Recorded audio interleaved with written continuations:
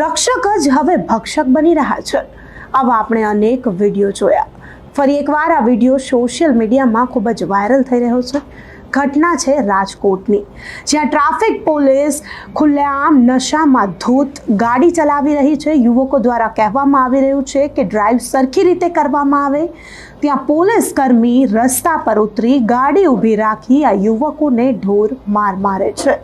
ત્યારે યુવકોએ પણ પોલીસ કર્મી પર આક્ષેપો કરતો વિડીયો બનાવ્યો। પોલીસ કર્મી જે ટ્રાફિક પોલીસ કર્મી છે તેનું નામ દિવ્યરાજસિંહ જાડેજા છે। પોલીસ સોશિયલ મીડિયામાં વાયરલ થઈ રહ્યું છે, તેને લઈને સામાન્ય જનતામાં ડરનો માહોલ પણ પેદા થઈ રહ્યો છે।